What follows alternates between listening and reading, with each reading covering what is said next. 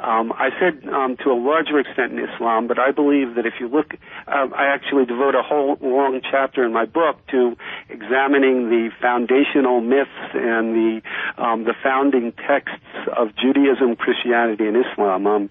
Your intro said that I look at Christianity and Islam. I actually look at extremism in Judaism, Christianity, and Islam. And I think that if you look back in the Old Testament, it doesn't take very long until, if you start reading through it, until you find one after another atrocity that appears to be sanctioned by God and by the Jews.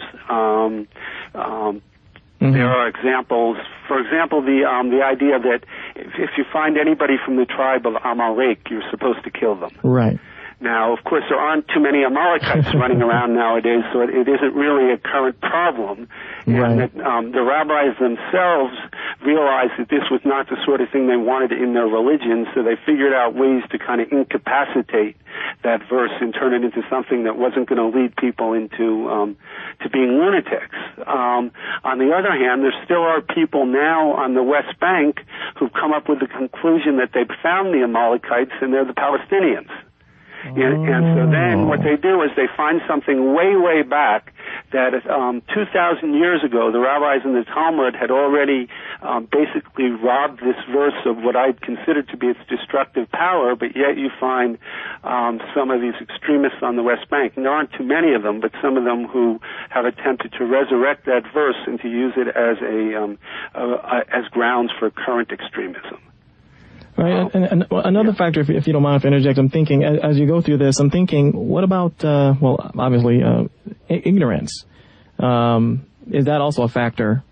I would assume so in some way. Or then again, some people argue, well, even the most educated society still have these fundamentalist beliefs and yada, yada. But what about just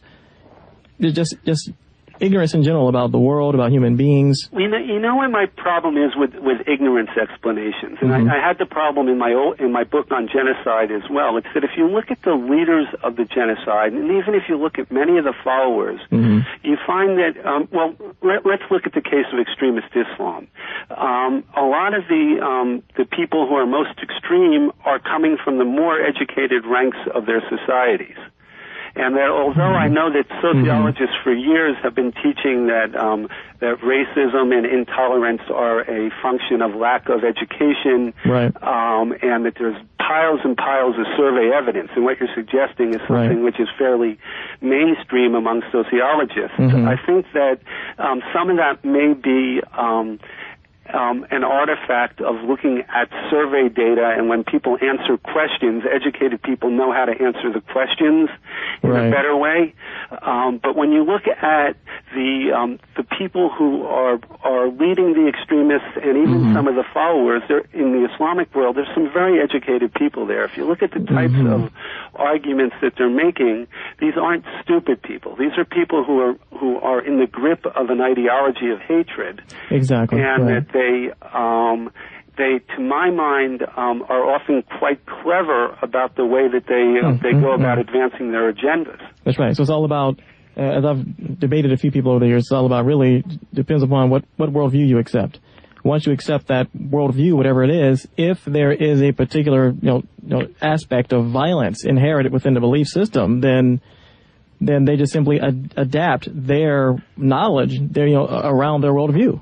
And if you think about it, if you were going to compare Christianity to Islam in terms of the foundational texts of the religion, the holy books that were present at the beginning, I think in that competition, Christianity wins. In other words, the Christian books do have some messages of hatred that you can find in the New Testament. But compared to the Old Testament, which the Jews draw on, the New Testament, which is the primary source for Christians, and the Quran, I think that the Christian texts look like they would be least likely to inspire hatred. Okay. However, if you look at the history of Christianity, you find that in some ways it's the opposite. In other words, right now Islam is losing in this comparison in our time, but viewed over the long 2,000 years of history, or the 1,400 years since the founding of Islam, Christianity has actually carried out probably more extremist atrocities, and that what it seems to mean is that the atrocities in Christianity don't come directly from the text. Okay. It's a somewhat different mechanism, I think, Christian extremism versus Islamic extremism. Right. Very interesting. I guess a smaller sample or group I get to look at for an analogy or comparison, I guess, would be these guys who run these small religious cults. That's kind of a good example there. They are broken away from the mainstream, but yet they have very devout believers, so pretty much do whatever they tell them to do. Right. That's right. And in some ways, the Islamic extremism that we're seeing in the late 20th century and the beginning of the 21st century is a new cult in that it was, if you looked at Islam around 1900, it did not look like it was the type of ideology that had the power to inspire much of anything. And we would have, I think if we had been talking about it back then, we would have said this is a religion that is not going to be a factor on the world scene in 100 years. Right.